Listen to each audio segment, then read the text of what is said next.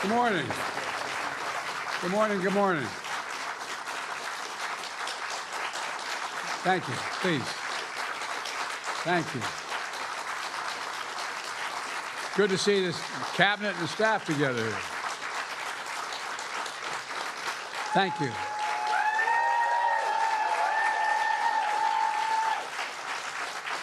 Thank you, thank you, thank you. Please. Thank you, thank you, thank you. It's good to see you all. Particularly good to see my granddaughter sitting in the front row here. Hi, Finn. How are you, honey? For over 200 years, America has carried on the greatest experiment in self-government in the history of the world. And that's not hyperbole, that's a fact. We're the people. The people vote and choose their own leaders, and they do it peacefully. And we're in a democracy. The will of the people always prevails. Yesterday, I spoke with President-elect Trump to congratulate him on his victory. And I assured him that I'd direct my entire administration to work with his team to ensure a peaceful and orderly transition. That's what the American people deserve. Yesterday, I also spoke with Vice President Harris. She's been a partner and a public servant. She ran an inspiring campaign, and everyone got to see something that I learned early on to respect so much, her character. She has a backbone like a ramrod. She has great character, true character.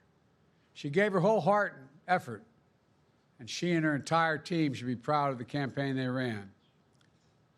You know, the struggle for the soul of America, since our very founding, has always been an ongoing debate and still vital today.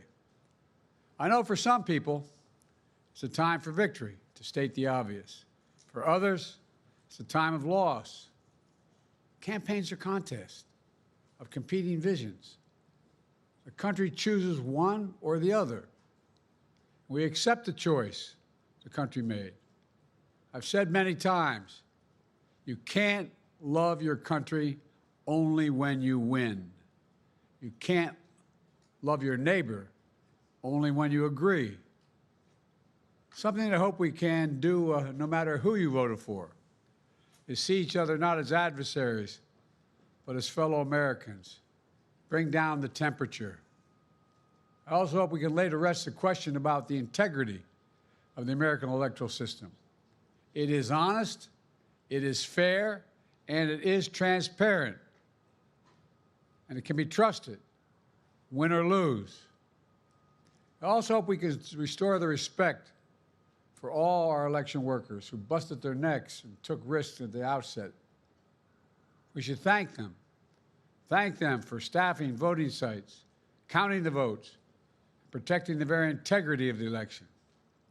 Many of them are volunteers who do it simply out of love for their country. And as they did their duty as citizens, I will do my duty as president. I'll fulfill my oath, and I will honor the Constitution. On January 20th, we'll have a peaceful transfer of power here in America. To all our incredible staff, supporters, cabinet members, all the people who've been hanging out with me for the last 4 years, God love you, as my mother would say. Thank you so much. You put so much into the past 4 years. I know it's a difficult time. You're hurting. I hear you and I see you. But don't forget all that we accomplished. It's been a historic presidency.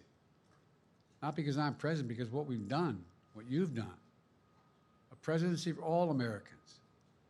Much of the work we've done is already being felt by the American people, but the vast majority of it will not be felt over the next 10 years. We have legislation we passed that's just only now just really kicking in. We're going to see over $1 trillion worth of infrastructure work done, changing people's lives in rural communities and communities that are in real difficulty because it takes time to get it done. And so much more it's going to take time, but it's there. The road ahead is clear, assuming we sustain it. There's so much we can get done. and will get done based on the way the legislation was passed. And it's truly historic. You know, we're leaving behind the strongest economy in the world. I know people are still hurting, but things are changing rapidly. Together, we've changed America for the better. Now we have 74 days to finish the term, our term. Let's make every day count. That's the responsibility we have to the American people. Look, folks, you all know it in your lives. Setbacks are unavoidable, but giving up is unforgivable. Setbacks are unavoidable, but giving up is unforgivable. We all get knocked down, but the measure of our character, as my dad would say, is how quickly we get back up. Remember, a defeat does not mean we are defeated. We lost this battle. The America of your dreams is calling for you to get back up. That's the story of America for over 240 years and counting. It's a story for all of us, not just some of us. The American experiment endures. We're going to be okay, but we need to stay engaged. We need to keep going. And above all, we need to keep the faith. I'm so proud to have worked with all of you. I really mean it. I sincerely mean it.